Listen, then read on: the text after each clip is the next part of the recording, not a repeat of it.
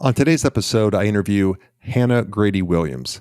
Hanna is the youngest guest I've had on this podcast so far. She's 25, but wow, is her wisdom light years beyond 25. She graduated college when she was 17 or 18, went to work in consulting, and then has started her own venture. And you'll hear all about it, but she is helping high school students. She's helping Gen Z have actual marketable digital skills when they leave high school, whether they go into college or not. She's giving them work that has an impact in their local community with local businesses that they can take that experience into the real world, the workforce, or into college to better their experience there. She is going to explain how to manage, how to work with, how to appeal to Gen Z. She's going to talk about the difference between Gen Z and Gen X and how those two generations can work collaboratively together. And she's just going to talk about this with passion. You're really going to enjoy this. I had a blast interviewing her. Hanna is the founder of DeSkills, the hub where curious teens can get the skills to launch fulfilling careers on their own terms. So she helps people leave high school and have the experience and the connections that they need most to be able to graduate and then go on to even open their own business. So it'll be a fun conversation. But as importantly, if you're leading a team currently, or if you're about to start your business and you're about to employ some Gen Z workers, some frontline workers, well, she can help us and help you understand the best way to motivate, the best way to lead, the best way to engage and build a work community with somebody in that Gen Z generation. So without further ado, let's kick it off and welcome to the podcast, Hanna.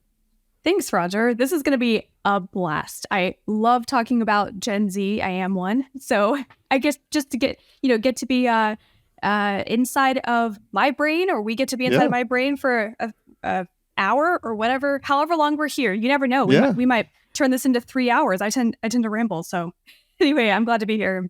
All right, Joe Rogan, I raised you a 4-hour podcast. Let's go. Here we go. Well, I'll see that 3 hours and raise you an hour. All right. Well, Hanna, if you could kind of start off and just tell us about and walk us through what got you to this point. So you're still a younger executive, younger professional, but you early on had this epiphanal moment where you didn't want to go the traditional route. If you can just give us some background on how that came to be, that'd be wonderful. I did have a pretty untraditional background, and I'm 25 now.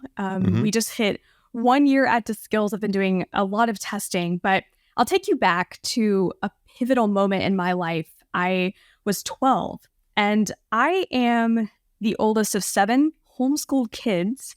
And you can imagine that type of upbringing is a little bit different. What type of school do your kids do, Roger? So both my kids have graduated. I've got a 22-year-old and a almost 23-year-old and a 20-year-old. The 23-year-old went to Chapel Hill, did the traditional 4-year thing. And my son actually went to a 1-year music school out in LA. He's pursuing the dream. And so it was like a trade school for music production for just 1 year. And then he stayed out there. So he's living in LA and chasing that. Yeah. So that's one's awesome. Traditional, one's kind of non-traditional. Hey, fair enough. I've yet to see where my siblings will go. My youngest sister is 8 right now. And so we're from ages 8 to 25. But anyway, taking you back to this pivotal moment when I was 12. So my parents are entrepreneurs, and my dad was just starting his real estate company when I was, 9, 10, 11, around that age. And so he started taking me to work 1 or 2 days a week so I could get exposure to business. But of course, I was your very typical studious student who really wanted perfect grades, all that jazz. And so I have this distinct memory. I was sitting in the back of my dad's blue pickup truck, and we're bouncing down the highway going to collect rents from tenants, because that's what you did at the time. And you go to door. And so I'm sitting in the back trying to get my math homework done, frustrated that we're going over all these bumps. And my dad suddenly turns to me and he hands me his phone, and he says, "Hey, Hanna, this phone's ringing. There's a guy at the end of the line who wants to sell his house, and you're going to close the deal." And as you can imagine, I was freaked out of my mind, right? Sure. I'm 12. I have no clue what I'm doing. Well, I looked at Dad, gave him the "Are you serious?" look, and then I took the phone and fumbled through it. And sure enough, this call led to us purchasing a duplex. and I helped my dad close this deal. And I still look back on that memory and this duplex that my parents still own and think back to when I first had exposure to entrepreneurship. And what that did for me, Roger, is it just lit this light bulb within me, this fire to realize, wow, I can take skills I'm learning in speech and debate, in writing, in critical thinking, and I can use them in the context of a real company and actually achieve something.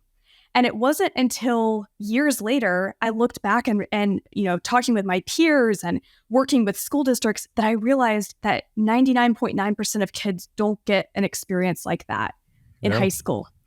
And what ended up happening with me is I ended up going to college early because at the time, in my 14-year-old mind, I thought getting college out of the way, sort of just getting my degree done with would be the best approach for me. And so from ages 14 to 18, I drilled and drilled and drilled for tests and ended up graduating with my bachelor's degree at the same time as I graduated high school. Now, a lot of people look at me and say, well, oh my gosh, can my kid do the same thing? Like, that's crazy. And I tell them I don't advise it because what happened in my story is I went into corporate early, first internship at 17 because I was almost done with my bachelor's. And I suddenly recognized I have really few real world skills. I don't know how to add value to a business, even despite growing up in an entrepreneurial family. I don't know how to look for problems per se. I know things theoretically, but I don't know them hands-on. And so culminating in all of these different things and a bit of a journey in the middle, which we can get to later, of where I helped consult companies on how to manage and recruit Gen Z, fast forward just a few years to where I am now. And I decided to found Skills, where we're helping teenagers who were in my same place from ages 14 to 20 to, instead of waiting until they drop, $100,000 or more on a college degree, get the skills and experience they need for 21st century careers in high school. Yeah. And it has been an absolute wild ride. I can't wait to share stories today, but it is so fulfilling. And it's also paving the way for kids of our future who have these incredible native digital skills and mindsets to unlock that potential on their own terms and to build connections and be ready for our AI-driven future as early as age 16, 17, 18. Oh, well, that's that. I love that. You're quoted as writing, "Our obsolete education model prepares students for tests, not life." Kind of speak, and I think you maybe just spoke to that a little bit about your own experience. What have you seen with other teenagers that you've worked with? This is such a good question. Let's take a look at the macro picture for a second. So this is not true of every school, but in the majority of our schools, the breakdown of how we equip kids with skills looks something like this. About 80%, if not, it's somewhere between 80 and 90% of students in our public education system are equipped for tests, and more school, right? We kind of treat college as a society as a destination instead of a stepping stone. And so with my peers in a highly competitive world, I had friends in private and public school, even though I was homeschooled. And the only conversation you hear kids talking about is, am I going to do better on this test or this grade so that I can stand out when I get into college, right? And pretty much everything in our society tells us that college is the only destination we should be shooting for. And if you are someone who doesn't follow that pathway, you're sort of on a last chance, no hope path. So in terms of the breakdown, we have about 80 to 90% of kids who are getting, college pathway prepared, which means they're studying and drilling for low-level procedures, fact memorization, all these things, right? Then you have about 10-ish% of students who are in career and technical education. And they're, getting welding skills, trade skills, plumbing, all that jazz, which I think is absolutely awesome.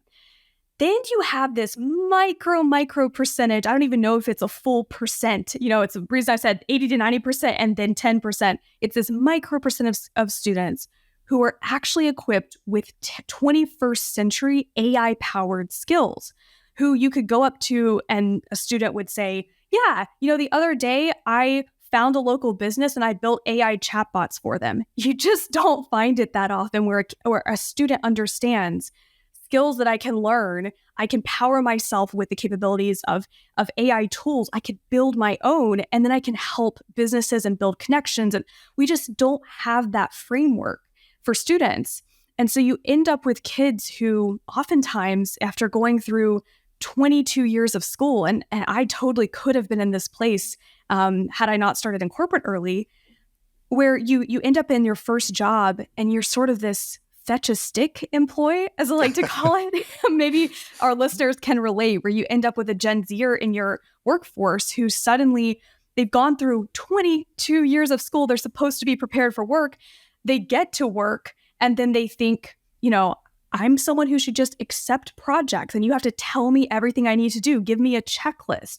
Because in school, our whole lives, again, we've prepared for rules and more rules and tests and being told what to do and obey our authorities and all of those things instead of being taught how to think on our own. Yeah. So long story longer, that's what I saw with my peer group. And the reason we set out to create this launch pad into gaining these competencies that most kids are not learning in school and actually launch into careers on their own terms. Yeah.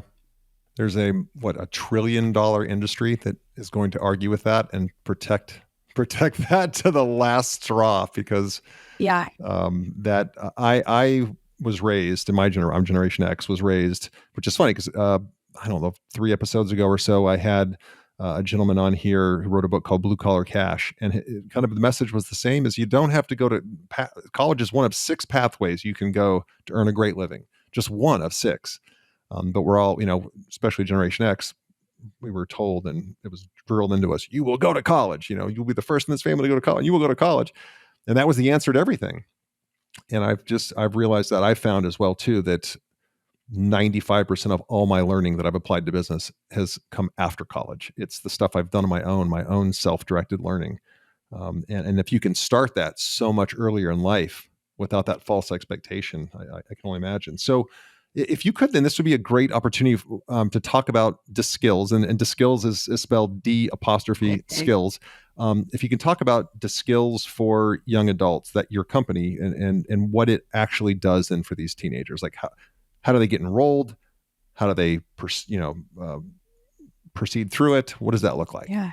Well, I will definitely get to that. I want to clarify something that, and this is often something that comes up in amazing conversations like this, where you'll often hear parents, and I recognize there's so much fear. Like, okay, I'll back up and say this: parents we all have what's best in mind for our kids, right? I mean, I look at my parents and they've got 7 kids of all different ages. And, even my younger sisters cross into Gen Alpha. So they've got 2 different generations. They're trying to figure out what's best for their kids. And I have so much empathy for that. And so before we even go further in this conversation, I'll say, I am not someone who is anti-college. However, I think it's very interesting that we as a society have placed so much emphasis on college that, and coming from, as you just described, your generation, where I think for you and my parents who are also Gen X, college made so much sense. You look at the numbers, and I pulled these numbers the other day, I should pull them up if I can, but just looking at the curve of inflation, as well as, the value of a degree and what it used to be and what it is now. And just the relationship is inverse. You've got where in your generation, this data went back to the 70s. So did you graduate in the early 90s? I would assume late 80s? From college, the early 90s, yes. Early 90s, yep. So same as my parents. Thank you for not saying the 70s. That would have hurt my soul, but yes. My parents graduated in 92, I want to say. So that's when I graduated. Yeah. Okay, awesome. So, for my parents' generation, if you think back to then, the 90s were right on that cusp where about the entry-level salary was equivalent to the cost of your degree. So if you had, I guess a degree that cost $40,000 inflation adjusted, then you would be making $40,000. Yep. And now, of course, those numbers look entirely different. And so before we even get into how DeSkills works, it's just important to clarify, that most of the students who are going through the skills programs may be on a college pathway, or they're at least considering it. But what they're missing is a way for in high school to get the things that college says they provide and often don't. And those will be things like actual experience and connections. And I'll give you an example. So I have multiple friends who went to school for marketing, which is awesome, right? They were interested in exploring a career in marketing, understanding design and how to reach audiences, all that jazz, right? Well, here's what happened. They both dropped about $150,000 on a private college to go for a marketing degree. They changed their majors at least 3 times because they didn't know what they were going to school for, right? And then after 4 years of college, so they're my same age, they're graduating at 22. And by the time they left, they had an incredible amount of student loan debt. One of them, the two I'm thinking of, one of them went to work as an administrative assistant because she had so much debt. She had to get a job, but she couldn't find something in her field because during college, she didn't have real world projects. She didn't have internships. And so she ended up working as an admin assistant. Now, nothing bad to say about that, but if you've got a ton of debt, why not flip the coin? So we'll get to that in a second. The second person, ended up after this 4-year degree, spending a little time to find a job. However, they ended up working in a completely different field. So they were having this conversation. They were saying, in my marketing degree, it would have been nice if I had actually done real marketing. It's so easy right now for a student to take the phone they've got in their hands and go out and do real marketing and do some A/B testing, look at what works, look at, try different types of campaigns, whether it's for your own YouTube channel or Instagram channel, or if it's for a small business. It's so simple for students to do that. And yet, what do we do in our colleges? Most college programs, even on something like marketing, are still focused on the theory of marketing or my Case textbooks study. exactly. Yeah. And my textbooks for my international business degree were at least 7 to 10 years old. And if you think about something like international business, it's changing by the day. And so I say all this to say, for a good majority of degrees, and I would go so far as to say majority, not minority, a majority of degrees, based on how quickly the world's evolving, no longer make sense for kids to go into. And of course, there's the few that do. And so to back up to your question of what does skills looks like, we function as an extracurricular. So imagine us as if Kumon was built for 21st century careers. So if if a student wants to join what DeSkills is up to, we have pathways, right? So a student would typically work with a DeSkill in the DeSkills ecosystem in an after-school format. They join our digital cohort-based boot camp. So everything is run inside of a community. And what happens is students can go through first our foundational sprints. So we just actually finished up. This was so fun, Roger. We had 12 to 16-year-olds sprinting over 10 days to build a fully functioning app using ChatGPT with zero coding experience. So we have these agile short sprints that students can get their feet wet in what's possible when they sort of strip away the idea of tests and grades and all of that and jump feet first into what we call impact first learning. So they have an impact that they're trying to reach by the end, and then they work backwards to fill in their knowledge gaps along the way, whether that's, oh my gosh, how do I even start setting up an environment for coding? I have to learn how to go to GPT to interpret what it's telling me to set up my environment. I'm working with GPT as a development partner to actually code for me. Have you, by the way, have you actually seen ChatGPT coding in action? I've seen videos of it, which is mind-blowing. I've watched when it's crazy. Yeah, it's crazy. It's absolutely... It looks like a foreign language to me. Yeah. Well, to me too. Like I had zero coding experience, and suddenly within a matter of days, I've been able to create apps, and it's just mind blowing. And so students will typically enter on one of those agile sprints, like a 10-day boot camp where they have a finished product at the end. And then those students can then apply to be part of our signature program, which is Impact 10. And this is a 10-week program where students leave with at least 50 LinkedIn connections, the start to their personal brand, as well as real project experience, what we call impact projects, experience with real businesses. And what's so cool to me, and I could share stories of students who are going through this type of learning, which is the exact opposite of what we're doing in school. Yeah. These students are walking into this ecosystem virtually. So they're in this ecosystem, and we essentially have them set that audacious goal, this audacious idea of, can I reach this goal of leaving this 10-week boot camp with a paid client, someone who's paying me to take my digital skills and help their business? And they set that goal for themselves, and then they work backwards to fill in their knowledge gaps. So to get very concrete, if a student says, I've got, in my community, there's these local antique stores. And I'll give you a real example. So there was a group of students, two 15-year-olds, and they identified an impact gap, which was there are local antique stores in my community who are having trouble with booth sales and booth registrations for, those antique stores where you've got the different booths that people sell from. And so they decided they were going to take a digital skill or a skill of designing no-code apps.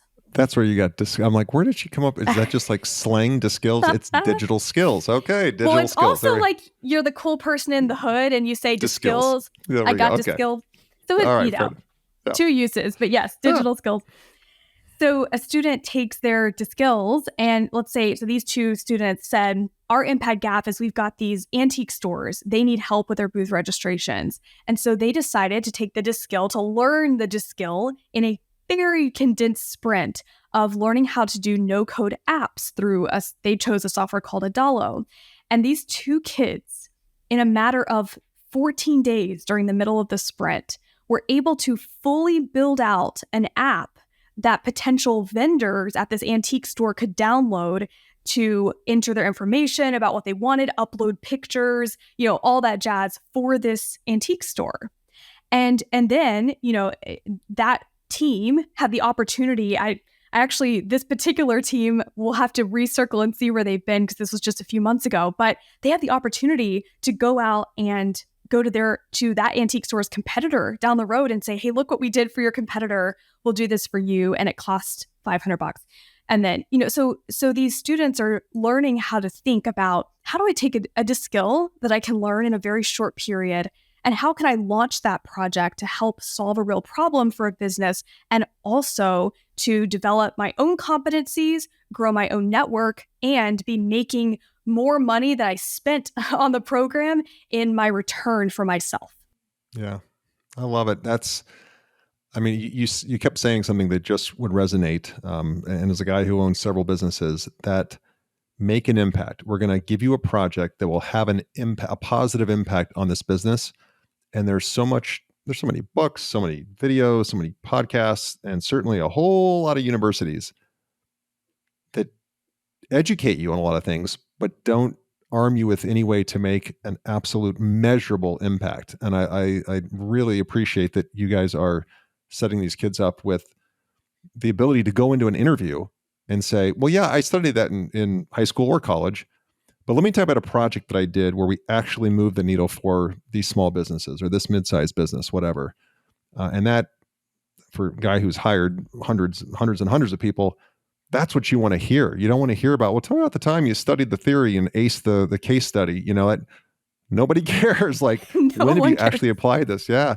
I have to just share with you real quick. My daughter's almost 23. Like I said, she moved to Cleveland, went to work for a big CPG company, and she's already interviewed for her first promotion, like 3 months in, and she got the job. It's a marketing job. The examples she gave were not from Chapel Hill, which is a pretty damn good school. They were all from her internships that she had in the summer or special projects that she had done for like the family business and or whatever, but none of it was theoretical. And they actually told her the reason you got this job is because you've already done this. And then they named the 2 companies that she had referenced, which was evidence to me that real world experience and what you're doing with the skills weighs 1,000% more than anything you could study or memorize. Yeah, love it. That's so exciting for your daughter, by the way. I mean, that's the type of story that it makes me excited to hear, because so often, it's easy for students to get caught up in this bubble of this idea that, number one, what business would possibly work with me? And number two, well, if I just follow the proven path, quote unquote, then things will work out better. But, you and I can talk about from the employer side how wrong that type of mentality is, because to your point, as employers, and I've hired my fair share of people over the years, I look back and think, wow, if you compare the two, you compare a traditional resume coming out of school and an impact portfolio with all of these skills someone has learned and used on impact projects with real companies, who are you going to want to hire?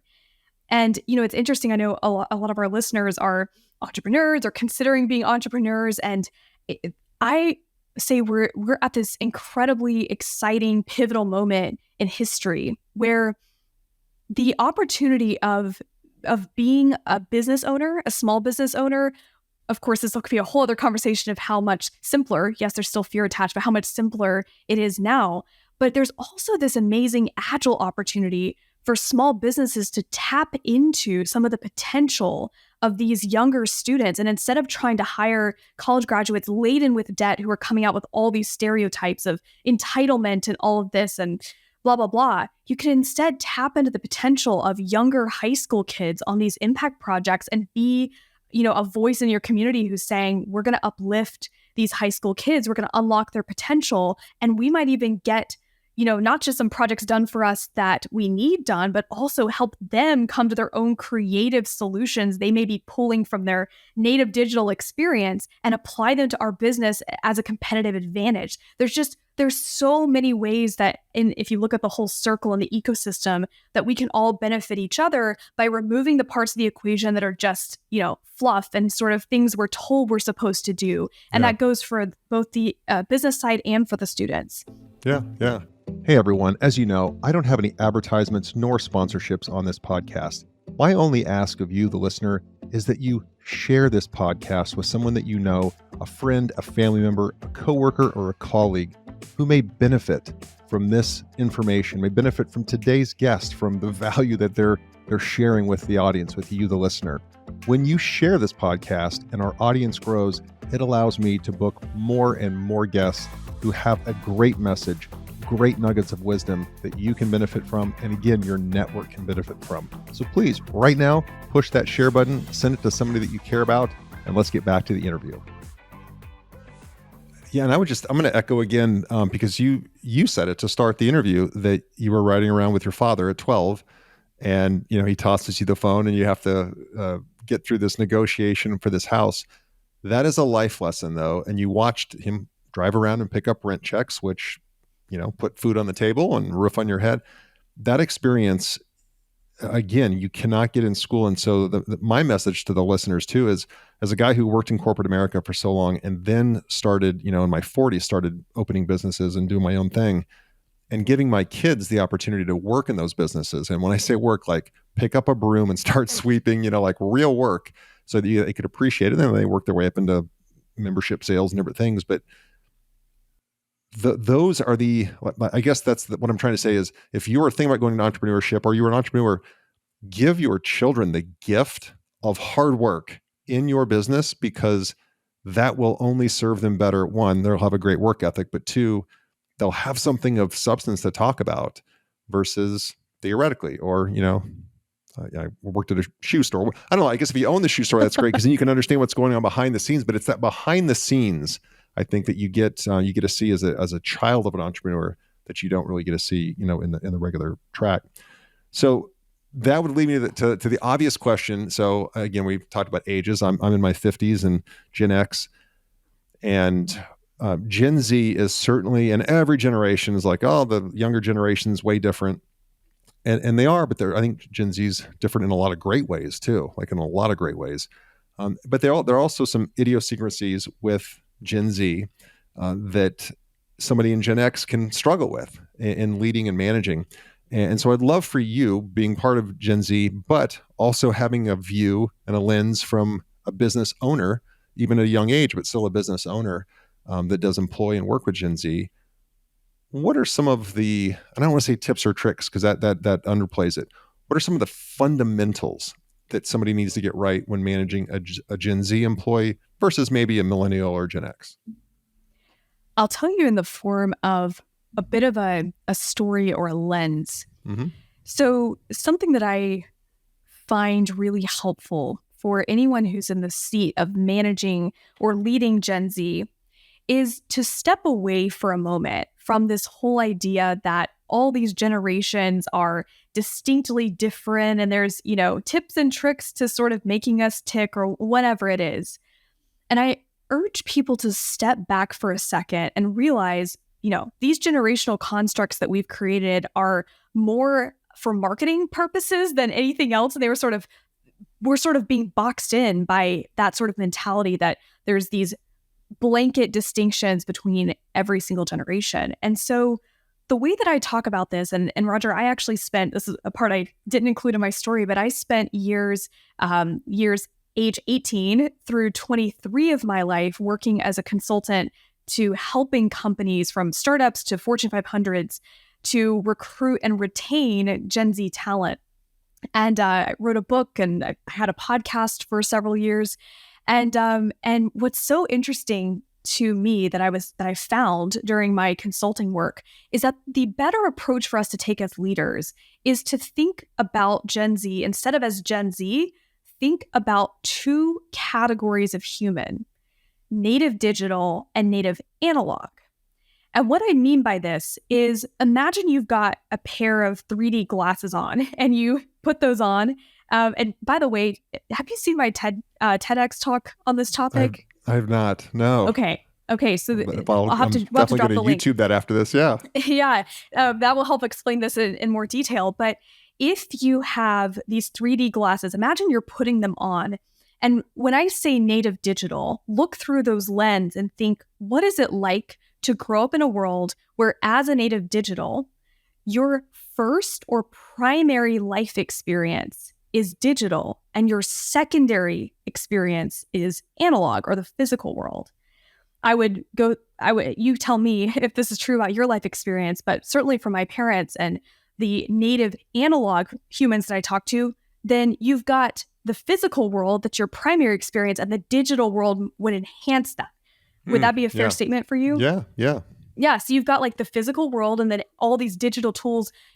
I speak with so many incredibly digitally savvy Gen Xers and boomers, but that doesn't mean native digital.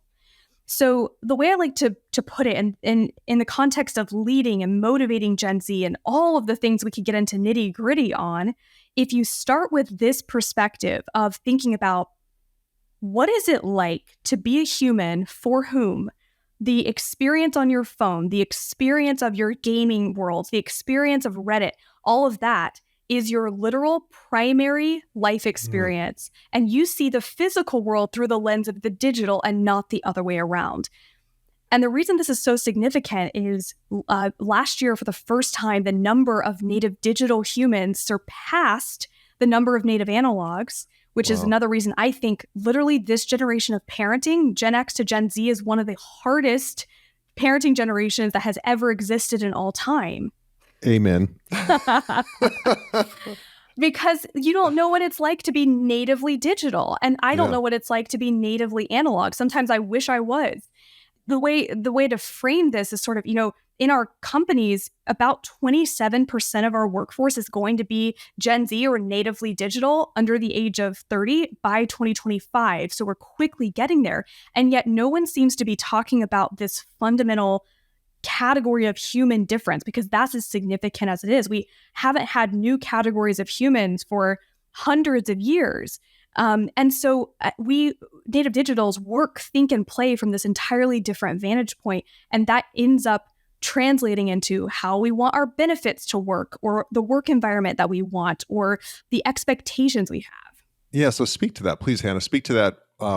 One, that is the best explanation I've ever heard for it. So thank you for that. So native digital, native analog.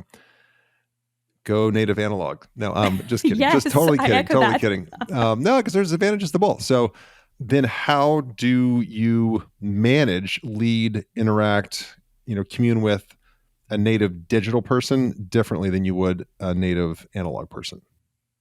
Let's go with a very granular, specific example. So one of the common challenges I hear from many business owners, corporate executives, and also from the HR side is we can't seem to recruit Gen Zers who, we put out an application, especially if it's a small business, and we get, 15 applicants back. There's not really, whatever we're doing is not really resonating. Yep. And so I talk about this more in my book. There's a whole framework for this, but I talk about a concept that's called the narcissist story. Now, it's intentionally provocative, and narcissist story is intentionally meant to create an icky feeling in you because this is how Gen Z thinks. So think about being a native digital, and think about you've got all of this content being constantly fed to you through your social media channels, through your communities that you're active in, including gaming, Reddit, the subforums you're in, all this jazz that is pointing to one distinct point, which is you are the most important person in your life, and everything you have to do for yourself is the most important thing you could possibly do. It's this idea of narcissism. It's everything that I do in my life has to feed back into my personal brand. Whatever this vision of myself is I'm trying to portray to the world, mostly digitally. And so you have an entire generation of, and this would include Gen Alpha as well, anybody who's under age 30, natively digital, is living in a world that teaches us we are the most important thing that exists. Now, when it comes to recruiting us, so coming back to this problem of, a business owner trying to recruit Gen Z, most of us on our job descriptions don't have that context for how native digitals think. And so we tend to put on our websites things like, we've been around for 80 years. We're really, this is our mission. We're really good at X, Y, and Z. We get up every morning to do blank, blank, and blank. Notice a term I'm using there, a word. We. Gen Z does not give a shit about what you want. Yeah. Okay, and I'm not saying this is good or bad. Yeah. What we want to hear on your job descriptions is, how do I fit in? How do I add value? I had a client who took this one concept, this singular concept, and rewrote their job descriptions. Instead of with we've done this, we started focusing on you. If you're someone who thinks blank, blank, and blank way, if you're someone who vibes with this, then you're someone who would probably match what we're up to. If that sounds like you, then blank. They redid that. They cut their hiring time from 3 months down to 3 weeks, and they posted one position, got 15 applicants doing this shifting for the narcissist story. Yep. After it, they had over 500 applicants. Oh my gosh. Mostly from Gen Z. Yeah. And so if you take that, that's just one very concrete example of the difference in thinking of a native digital, whether good or bad, is how does what I'm choosing in my life, whether it's job opportunities, internships, personal color choices of what I wear, how my background is decorated, literally everything in my life is geared toward focusing on self as a native digital, which makes me, the positive side is radically independent, efficiency focused, all of these things. But on the flip side, it means that if you use tactics in things like job descriptions or messaging that focus on a collective whole, you're not going to resonate with Gen Z. Wow. That is, and do you find, have you studied that holds true also I'm asking this very selfishly, like in advertising copy and marketing copy? Is it kind of the same way where brands will appeal to that narcissistic trait, which we all have, by the way, we all have that. Yes. Especially if you start a business, you have to believe that I can do this better than anybody else, or I wouldn't start my own business. Right. So all of us have a little bit of that. But I would imagine that if it works for a job description, that's going to work for marketing copy, advertising copy, correct, company memos, all that, just more on them. Yeah. I've found that to be certainly true. And even though, for those several years I focused on the employee experience side, I have amazing friends who are, Gen Z advisors on marketing, et cetera. And that's what they find. And again, This is not good or bad. It's just simply a recognition that Gen Z is a very self-absorbed, independence-focused generation. And that tends to reflect in how we want to engage with the brands trying to gain our voice. Yeah. Again, wonderful explanation of that, like one of the most clear explanations. So I appreciate that. Thank you. If a young person is making that critical decision, do I go to a 4-year public or private school, take on debt, or hope my parents help me out with some of it, but still somebody's spending a significant chunk of change to go to school, or they want to get right to it after high school? And I'm kind of conflicted on that. It's funny. I've got a child that did both. What advice would you give them? So, not the 53-year-old gray-haired host here, but the 25-year-old guest, who's the expert in this. What advice would you give that 18-year-old young woman, young man, maybe he's been through a skills, Impact 10 course, and they're thinking, I just don't know what to do. Do I go to school, or do I start this career? And maybe that's leading into, you had something about a coin toss or a coin flip, but I don't know if that's the same answer, but I would love for you to expand upon that. Sure. So I'll put it this way. If a 17, 18-year-old person comes to me and we're talking about their future, what I'll frequently ask them to do is close their eyes and imagine that none of the pressures around them, whether it's from society, from even parents, from whatever it is that's pressuring them to head a particular path, if those influences were gone, and granted, stripping those, it's easy to say, strip those away for a second, it's harder for them to actually do it. But imagine for a moment those things were gone. What career path or what sort of life would you create for yourself? And frequently this leads to a conversation around, some 18-year-olds have, if they really stripped away all those influences, they end up with a pretty shitty looking life, what couch potato, Sure. Gaming all the time sort of life. But others, you have that conversation and they start imagining, wow, I don't have any context. I can't really make that decision because I don't have any context for what types of careers are out there. And I was certainly in that position, even post college. I, started my first job. I heard about this term called, supply chain management. I had no clue what it meant. I had no context. And obviously, a student can't gain context for something without test driving it for a career. And so the first just piece of advice I would say is ask yourself that question. With the context you currently have, strip away the influences and ask, what type of pathway would I forge for myself if I had the choice? Now, the second thing that students need to do is ask, if I don't have context for what a career in any field looks like, or how I could forge my own pathway, if I have no context for any of those things, how do I get that context? I find a lot of my peers, and I'll say from my own experience, I was very fortunate for the first internship I had to be with a company where connections were paramount. And I realized from watching my peers that many of them are not getting that experience. They're starting in a job where they're sort of isolated to task-based work, and they never get the chance to explore their potential. And so versus, my experience, I literally say this is luck.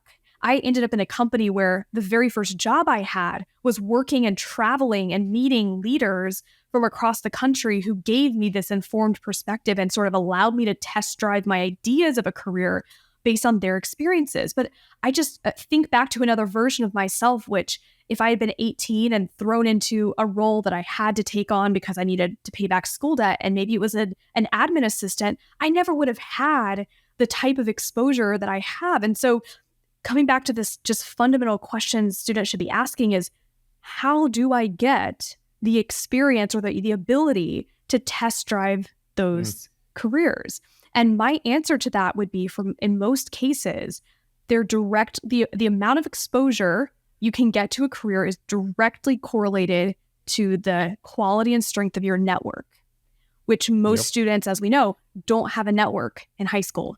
And so that's where, if I'm advising a student, it's, oh my gosh, at the bare minimum, if you're trying to choose a pathway, don't think that you've got to drop a bunch of money on something yet. Maybe you find if you figure out these other pieces first, how to test drive, potential careers you're interested in, building your connections and your exposure and your network, well, then it's going to become much clearer if you do need a college degree to get where you want to go. Especially, I was looking at some numbers the other day, about 19% of all college degrees conferred are business majors. They're business degrees. But we all know most of us leave college with a business major without any business experience. Yep. And so for someone who's interested in whatever your interests are, if you can find a way to test drive running a business, doing marketing, even exploring health sciences, and you can take the context of what you do know, which is your digital skills, and apply them to build your network with, I don't know, in health sciences. Maybe you find a physical therapy office and you offer to do short form video content for them. And by the way, you get to ask the doctor who owns the practice, hey, could I grab coffee with you for 45 minutes and chat with you? You're able to create those test drive experiences and your skill set and your connections before dumping money into a program that you're not sure fits your future self. Yeah. So just long story longer, I'd say that, to wrap that up. So step one, ask if you stripped away all the influences around you, what career or life you would want to create for yourself. That's just a great exercise, period. Yeah, I love that. Yeah. And then second, find a way to test drive those potential career options, look at videos, all that, but more so build that on the ground sort of way to leverage the skills you do have to find opportunities.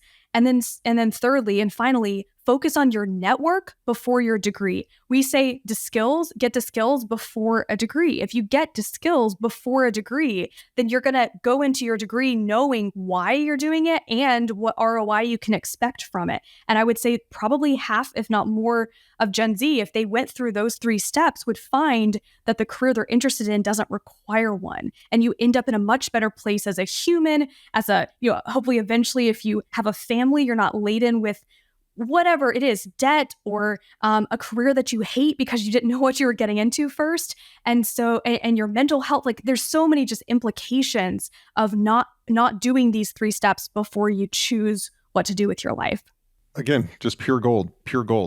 So I usually ask the same last 3 questions of every guest. And the first is always, what book has made a material impact on you?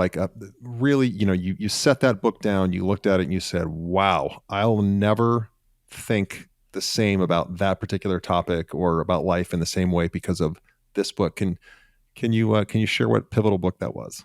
Absolutely. Play Bigger. Chris Lochhead, Al Ramadan, Kevin Maney. Have you read this book? I've not read, and I'm a voracious reader, but I haven't read that. No. Okay. It is. So Adobe just ranked it one of the top 5 marketing books of all time. And Chris Lochhead, who's one of the authors, is my Obi-Wan, my mentor. And I read this book before I met him. And it is essentially the entire science of category design and how you create a category. It goes in the complete opposite direction of how we're taught in the hundreds of thousands of other business management books that are out there, which is, we're all told, find your product market fit, identify, a market and a problem. Category creation says, identify where there is no market and create the market yourself. And so that's what we're implementing all these practices at DeSkills, which is there is currently zero solution to this idea of a launch pad for students who don't want to take traditional pathways or trade pathways or whatnot. There is no launch pad. So we're creating that category. And there's zero market demand when we start out, and we have to create our own demand. And this book is basically the science of how the most legendary companies do that. I love that. Blue Ocean. It's a similar take to Blue Ocean strategy. You don't have a product and then go fit it. Figure out where the non-customers are, where nobody else is looking, and you create custom. Yeah, I love that's exactly. Funny, we're going through that exercise right now. Here. Oh, cool. It's easier said than done. That's a hard thing to do because you talked about, stripping your expectations and all that off as an established business, when you're trying to strip away everything you've already learned so that you can focus in a pure, again, it's not an easy thing to do at all. Roger, go listen to, and I know you're getting to the next question here, but go listen to an amazing podcast. I'll have to send you the link to this episode, but Chris Lochhead has two podcasts. One is Follow Your Different, and the other is Lochhead on Marketing.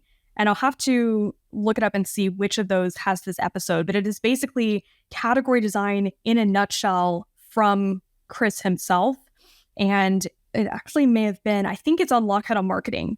Okay. It should be the most recent episode. He did a recent interview where he basically just broke this down into its simplest form of exactly how you can, do this. And it's just, it's a mind-blowing podcast. I'll send you the link afterwards so I can find it. I'll listen to it on the way home tonight. I love it. On my drive home. You're the youngest guest I've ever had on the show, which I love, but you're wise beyond your years. So you're going to have this very rich, full life. So we're talking like way more than 50 years from now. But we'll fast forward. We're at your funeral and somebody is getting ready to read your epitaph. So a loved one, somebody that was special in your life is going to read your epitaph, but they can only say 3 words about you and sum your life up in 3 words. What 3 words do you hope they say about you at your funeral? This is so funny you asked this because I was actually writing my own eulogy the other day for myself of like, look, I think this is a great exercise for any entrepreneur to say or any, person who wants to make an impact on the world to say, what do I want people to say about me when I'm gone? What impact I left? Yeah. But summing up in 3 words, man, this is hard. I'll say it in a few more words so we can narrow it down, but radically unlocked the potential people couldn't see in themselves because it was too daring and too daunting. So maybe radically unlock potential. There we go. Yeah, radically unlock potential. Yeah, I said epitaph. I meant eulogy. You're right. Yeah, eulogy. And that it is a powerful, powerful thing to do because then you get real clear, real fast on the kind of human being you want to be. Yeah. If you fast forward to think, okay, what do I want them to say about me? So this is the last one. It's kind of fun. If you had a magic wand, if Hanna were given a magic wand today and she could wave it, make one material change to the world, to the entire world, how would the world be different according to Hanna? I would say, if I could wave a magic wand, if every high schooler were graduating from high school with an impact portfolio, that would change the future of the entire world. If every high schooler was leaving school instead of with directionlessness or aimlessness or not having any context for anything, but instead had this agile portfolio of impacts they had already made as young people, had found a voice, had unlocked their potential, and had that set ready to launch them into wherever they wanted to go next, that would change the future of our entire world, our entire existence, really, as a human race. Which makes what you're doing incredibly important. That's why I'm doing it. I love it. It's why I'm doing it. Pure and purpose. Well, the most important question then is, where can the listeners and anybody that the show is shared with, where can they find you? How can they connect with you and follow you? Yeah, easiest thing is just go to our website or any social. It's dskills.io. So dskills.io. And we're all over social at TikTok, Instagram, LinkedIn, wherever you get your social at Get to Skills. Get to Skills. Love it. Well, Hanna, thank you very much. Again, you are wise beyond your years, and it's really cool to watch you talk about what you do because you just light up when you talk about it. And I can tell that you really believe in it. That'll be obvious to the audience as well. So thank you very much for your time today. Thanks for having me, for asking such awesome questions. A curious host is the best thing I could possibly ask for. Oh, thank you. Thank you. Thank you for tuning in to the ThriveMore podcast. Don't forget to take a look at the show notes for any of the resources that we mentioned during the podcast. And if you haven't already, be sure to hit the subscribe button and turn on your notifications so you have access to the latest and the greatest. You can connect with me on any of the socials at Real Roger Martin. And be sure to check out our website, ThriveMoreBrands.com. There you'll find information on the brands we support and information on franchising. Thanks again for tuning in.